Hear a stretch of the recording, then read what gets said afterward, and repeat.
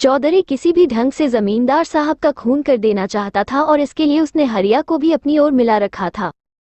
किंतु your honour, मैं इस बात को आगे बढ़ाने से पहले अदालत को ये भी बताना चाहता हूं कि दीपा का इस मुकदमे से क्या संबंध है।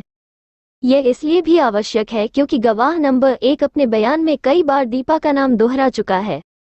दरअसल योर ऑनर, लगभग 2 वर्ष पहले जब दीपा के माता पिता का स्वर्गवास हो गया तो सोनपुर का दीना उसे अपने साथ ले गया।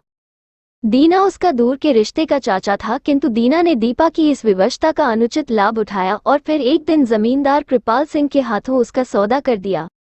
जिस सुबह जमींदार साहब का खून हुआ उस सुबह उन्हें बारात लेकर दीना के घर पहुंचना था और दीपा को अपनी दुल्हन बनाना था, किंतु हुआ ये कि दीपा बारात आने से पूर्व ही रात के समय सोनपुर से निकल भागी। दीपा को सोनपुर में न पाकर जमींदार साहब ने दीना को अपने घर बुलाया और उसे इतना मारा कि उसका प्राणांत हो गया। इसके पश्चात दीना का दाह संस्कार भी कर दिया गया। ये बात पुलिस तक इसलिए न पहुंची क्योंकि गांव वाले जमींदार साहब से डरते थे। गांव में केवल चौधरी ही ऐसा था जो इस घटना की सूचना पुलिस को दे सकता था, किंतु वो ऐसा कर पाता उससे पहले ही हरिया उसके पास पहुंच गया।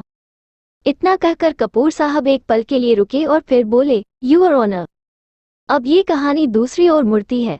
उसी रात मेरा क्लाइंट रुद्रपुर से यहाँ आता है। उसने हरिया से अपने पिता के विषय में पूछा तो हरिया ने उससे जमींदार साहब के विवाह की बात बताई। मेरे क्लाइंट को यह अच्छा न लगा और वो उसी समय इस विवाह को रोकने के लिए सोनपुर के लिए चल पड़ा।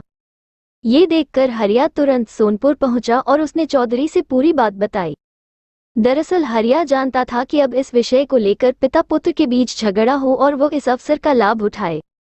योजनानुसार चौधरी को उनमें से एक का खून करना था और दूसरे को जेल भिजवाना था, किंतु हुआ ये कि मेरा क्लाइंट उस रात सोनपुर न पहुंचा और चौधरी की यह योजना खटाई में पड़ गई और मेरा क्लाइंट सोनपुर इसलिए न पहुंच सका क्योंकि मार्ग में उसे दीपा मिल गई थी। दीपा कहीं इस दुख से घबराकर आत्महत्या न कर बैठे, ये सोचकर मेरे क्लाइंट ने सोनपुर जाने का विचार त्याग दिया और दीपा को लेकर यहाँ स्थित अपने पिता के मकान पर आ गया। हरिया एवं चौधरी उससे पहले ही यहाँ आ चुके थे। अब प्रश्न यह उठता है कि चौधरी यहाँ क्यों आया, योर ऑनर? इसके पीछे मुख्य कारण ये था कि जमींदार के हाथों दीना का खून हो चुका था और इस घटना के कारण जमींदार को सोनपुर रुकना न था। चौधरी यह सब जानता था। चौधरी यह भी जानता था कि जमींदार सीधे शहर में स्थित अपने मकान पर पहुंचेंगे, बेटा भी वहीं होगा और वहां पिता पुत्र के बीच झगड़ा अवश्य होगा। मैं पहले ही अर्ज कर चुका हूं कि चौधरी पिता पुत्र के झगड़े का लाभ उठाना चाहता था, अर्थात वो एक ही तीर से 2 शिकार करना चाहता था। और यही हुआ। जमींदार सुबह होते ही सोनपुर से यहाँ आ गए। संयोगवश विजय उस मकान में न था और वो दीपा की जिम्मेदारी हरिया पर छोड़कर कुछ देर के लिए बाजार चला गया था।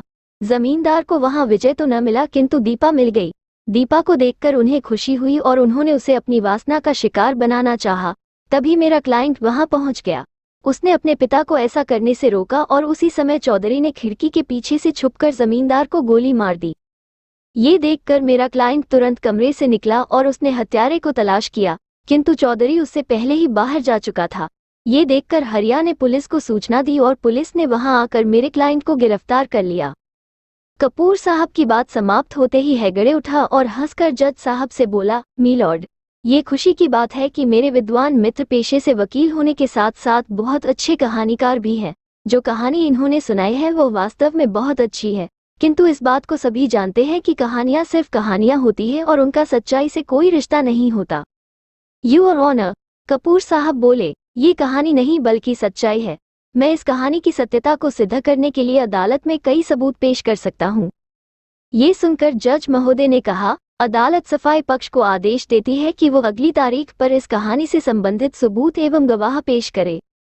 इसके पश्चात अदालत की आज की कार्यवाही समाप्त हो गई। दीपा आज पहले की भांति निराश न थी। अदालत कक्ष से निकलकर वो कपूर साहब के ऑफिस में पहुंची और बोली, अंकल, अब मुझे पूरा विश्वास है कि विजय साफ बरी हो जाएगा, किंतु इस कामयाबी का श्रेय मुझे नहीं मदान साहब को मिलेगा। आप नहीं जानती उन्होंने किस किस ढंग से हरिया एवं चौधरी के खिलाफ जुटाए हैं। तो क्या वो छुरा भी? हाँ, वो छुरा मुझे मदान साहब ने ही दिया था। इसके अतिरिक्त और भी कई सबूत हैं जो मुझे आजकल में मिल जाएंगे। फिर तो यूं समझिए कि चौधरी अब खुली हवा में सांस न ले पाएगा। अदालत को यह मानना पड़ेगा कि जमींदार साहब का खून चौधरी ने किया है। थैंक यू अंकल, अगली पेशी पर आपकी गवाही जरूरी है। अपनी गवाही में क्या कहना है यह मैं आपको मदान साहब से मिलने के बाद बता दूंगा। हाँ, एक बात और है। वो क्या?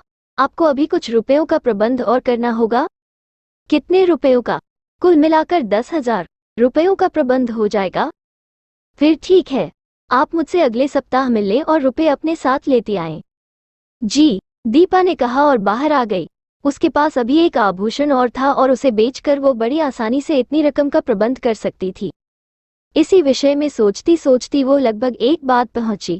उस समय घर में कमल के 2-3 दोस्त मौजूद थे। बरामदे में बाजार से खरीदा गया ढेर सारा सामान पड़ा था। शिवानी के विवाह में केवल 8 दिन का समय रह गया था। शिवानी ने तो उससे बहुत पहले ही बोलना छोड़ दिया था और अब कमल भी उससे कम ही बोलता था। घर का वातावरण प्रत्येक समय तनावपूर्ण रहता, किंतु दीपा इस ओर कोई ध्यान न देती। यंत्रचालित सी वो घर के कुछ कार्य पूरे करती और फिर खा पी कर सो जाती। ड्राइंग रूम में कमल एवं उसके दोस्त किसी बात पर ठहाके लगा रहे थे, किंतु दीपा ने इस ओर कोई ध्यान न दिया और वह बरामदे से होकर सीधे अपने कमरे में आ गई। दोपहर ढल चुकी थी और संध्या होने में अभी देर थी। उसी समय कमल अंदर आ गया। दीपा ने उसे देखकर एक पत्रिका उठाई और उसके पन्ने उलटने लगी। कमल उसे ध्यान से देखने लगा। कुछ क्षणों उपरांत वो बोला, मेरे ये दोस्त चंडीगढ़ से आए हैं। ठीक है। दीपा ने उसकी ओर देखा भी नहीं और कहा, तुमसे मिलना चाहते हैं। क्यों? तुम उनके मित्र की पत्नी हो इसलिए। क्या आप उनसे यह नहीं कह सकते कि अब मेरे और दीपा के बीच संदेह एवं अविश्वास की बहुत ऊंची ऊंची दीवारें खड़ी हो गई हैं? क्या आप उनसे यह नहीं कह सकते कि अब मेरे एवं दीपा के बीच पति पत्नी जैसा कोई संबंध नहीं है? ये बात सच होती तो कह भी डालता। तो फिर सच क्या है? ये कि रिश्ते इतनी आसानी से नहीं टूटते, मुश्किल भी कुछ नहीं होती। अपनी बात कह रही हो आपकी। दीपा शुष्क एवं विद्रोहपूर्ण स्वर में बोली, और सच्चाई ये है कि यह रिश्ता मेरी नहीं आपकी ओर से टूट रहा है। वो क्यों कर? पूछिए अपने आप से। दीपा ने पत्रिका रख दी और बोली, कितना संबंध है मेरे और आपके बीच पिछले 15 दिनों से? एक ही घर, एक ही छत एवं एक ही बिस्तर पर रहते हुए भी हम एक दूसरे से बोलना पसंद नहीं करते। कुछ भूलें तो तुमसे भी हुई होंगी। मेरी भूल केवल ये है कि मैंने आपको 2 आभूषण नहीं दिए, किंतु मैं आपसे पूछती हूँ कि क्या मेरा इतना अधिकार भी न था? तुम्हारा अधिकार न होता तो वो तुम्हें दिए ही क्यों जाते? मुख्य बात तो ये थी कि तुमने शिवा पर चोरी का आरोप लगाया, जबकि आभूषण तुम्हारे ही पास थे, मेरे पास थे और रहेंगे भी। मुझे तो बुरा ये लगा कि शिवानी ने मुझे संदेह एवं अविश्वास की दृष्टि से देखा। शिवानी ने समझा कि आभूषण मैंने बेच दिए हैं। चलो अब ये सब खत्म करो। नहीं, अब ये सब इतनी सरलता से खत्म न होगा। शिवानी तो चली जाएगी,